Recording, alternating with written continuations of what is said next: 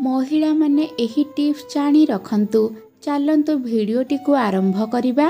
1 number, chowmein तैयारी करिबा समय रे चाउमिन सिझी सारिबा परे ठंडा पानी रे तुरंत पकाई दियंतु। एहा द्वारा चाउमिन परस्पर लगालगी न होई गोटा गोटा होई थाई। 2 नंबर, रोसई घरे जदि पिंपुड़ी थाए तेबे सेही जगारे आपण काकुड़ीर व्यवहार करिपारिबे। प्रथमे काकुड़ीर चोपा को छड़ाई रखंतु। जेउठारे पिंपुड़ी अछंती सेठारे किछि काकुड़ी चोपा रखंतु। देखिबे सेठारे कोनोसी पिंपुड़ी आउ रहिबे नाही।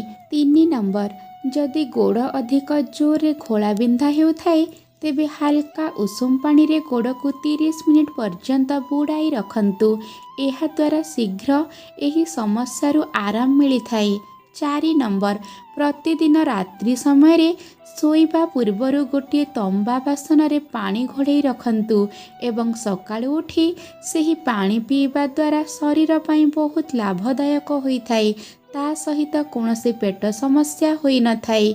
5 नंबर, हेंगुर छुंक लगेइकी जदि दही सेवन करती ताहेले एहा फल रे आंठु गंठी जंत्रणारु बहुत आराम मिली थाई एवं एहा पाटी को अधिक स्वादिष्ट लागिबा सहित पुष्टिकर मध्य होई थाई।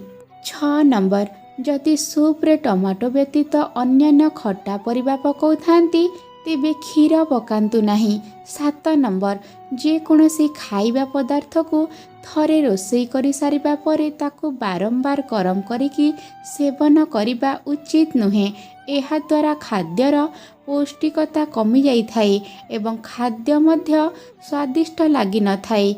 8 नंबर, आपणक खाद्य रे उत्तम खाद्य क्षीर, दही, सालाड, फल डाली जातीय खाद्य एवं सबुज पनीपरिबा एही सबु आदि को निहाती भावरे सामिल करंतु।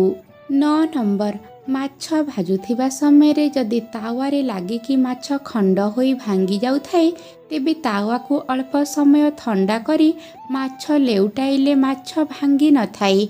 10 नंबर, शीत दिने चा रे गुजराती एवं अदा पकाई पीले शरीर रे हेउथिबा जंत्रणा दूर हेबा सहित रोग प्रतिरोधक शक्ति मध्य बढ़ाई थाई।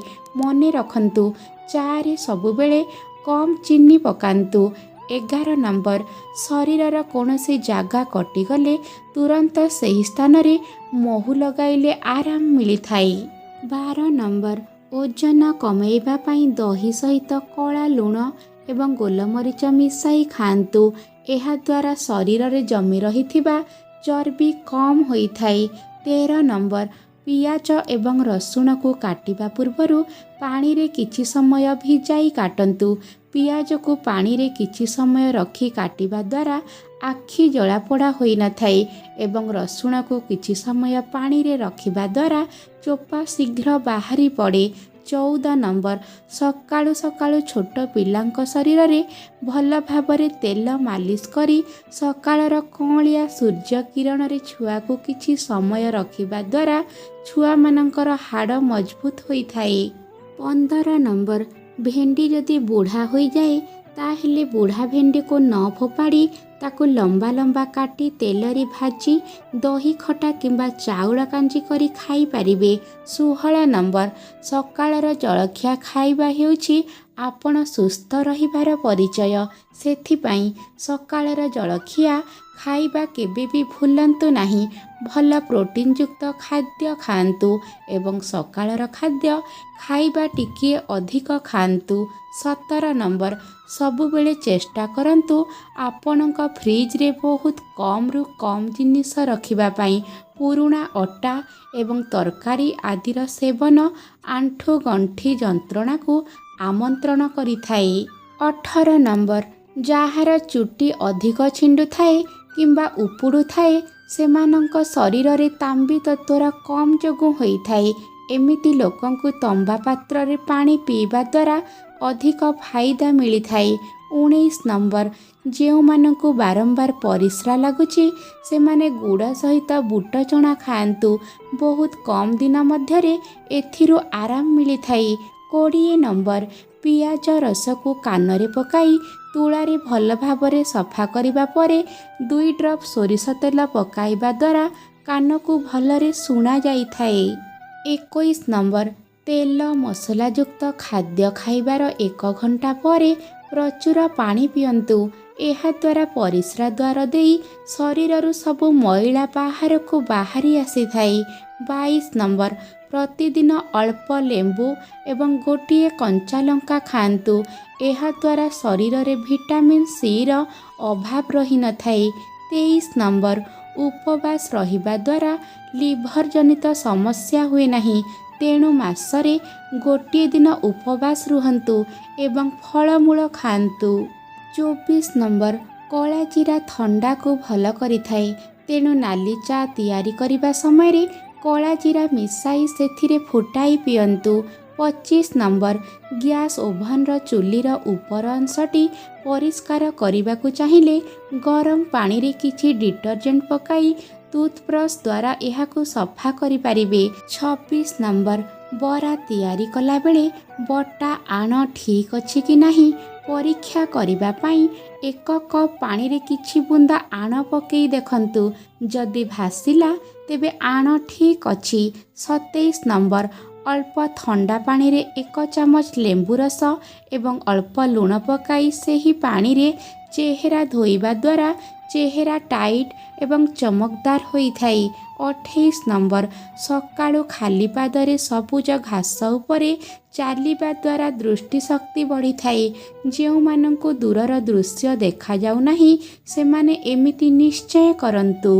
ଯେଉଁମାନେ ଏପର୍ଯ୍ୟନ୍ତ ଚ୍ୟାନେଲକୁ ସବସ୍କ୍ରାଇବ୍ କରିନାହାନ୍ତି ସବସ୍କ୍ରାଇବ୍ କରିଦିଅନ୍ତୁ। ଭିଡ଼ିଓକୁ ଗୋଟେ ଲାଇକ୍ କରିଦିଅନ୍ତୁ। 29 ନମ୍ବର, ଭେଣ୍ଡି କାଟିବା ସଙ୍ଗେ ସଙ୍ଗେ ଯଦି ଭେଣ୍ଡିରେ ଲେମ୍ବୁ ରସ କିମ୍ବା ଦହି ମିଶାଇ ଦେବେ ତେବେ ଭେଣ୍ଡି ପରସ୍ପର ସହିତ ଲାଗିବ ନାହିଁ। 30 ନମ୍ବର, ଗଜା ହୋଇଥିବା ମୁଗ ଏବଂ ବୁଟ ଆଦିକୁ ଅଧିକ ସମୟ ଫ୍ରେଶ୍ ରଖିବା ପାଇଁ ଲେମ୍ବୁ ରସ ମିଶାଇ ଫ୍ରିଜରେ ରଖିଦିଅନ୍ତୁ। 31 ନମ୍ବର, ପାଦରେ କଣ୍ଟା ଫୁଟିଗଲେ ସେହି ସ୍ଥାନରେ କିରୋସିନି ଲଗାଇ ଦିଅନ୍ତୁ ଏବଂ ଫଳରେ ଶୀଘ୍ର କଣ୍ଟା ବାହାରି ଆସିଥାଏ। 32 ନମ୍ବର, ପଖାଳ ଭାତ ସହିତ କଞ୍ଚା ଲଙ୍କା, ଅଳ୍ପ ଲେମ୍ବୁ ରସ, କିଛି କଟା ଧନିଆ ପତ୍ର, ଦହି ଏବଂ ସ୍ୱାଦ ଅନୁଯାୟୀ ଲୁଣ ଦେଇ ଖାଆନ୍ତୁ। ଦେଖିବେ ପଖାଳ ଭାତ ବହୁତ ଟେଷ୍ଟ ଲାଗିବ। 33 ନମ୍ବର, ମସୁର ଡାଲିରେ ଅଧିକ ପ୍ରୋଟିନ୍ ରହିଥାଏ। ଏହି ଡାଲିରେ ପାଖାପାଖି 18 ଭାଗ ପ୍ରୋଟିନ୍ ରହିଥାଏ। ତେଣୁ ନିରାମିଷ ଲୋକମାନେ ମସୁର ଡାଲି ନିହାତି ସେବନ କରନ୍ତୁ। 34 ନମ୍ବର, ଓଭନ ବ୍ୟବହାର କରିବା ମାତ୍ରେ ଏହାକୁ ପରିଷ୍କାର କରି ରଖିବେ। ଗରମ ଥିବା ସମୟରେ ଭିତର ଅଂଶକୁ ନ୍ୟୁଜ୍ ପେପର ଦେଇ ପୋଛିଦେବା ଭଲ। ଗୋଟିଏ କପ୍ ପାଣିରେ 1 ଚାମଚ ସୋଡ଼ିୟମ ବାଇକାର୍ବୋନେଟ୍ ଗୋଳି ଗୋଟିଏ କପଡ଼ା ଭିଜାଇ ଓଭନକୁ ଭଲ କରି ପରିଷ୍କାର କରିନିଅନ୍ତୁ। ଆପଣମାନଙ୍କୁ ଯଦି ଭିଡ଼ିଓଟି ଭଲ ଲାଗିଥାଏ କମେଣ୍ଟ ବକ୍ସରେ କମେଣ୍ଟ କରିବେ। ଚ୍ୟାନେଲରେ ଯେଉଁମାନେ ନୂଆ ଅଛନ୍ତି ଚ୍ୟାନେଲକୁ ସବସ୍କ୍ରାଇବ୍ କରିଦେବେ। ଜୟ ଜଗନ୍ନାଥ।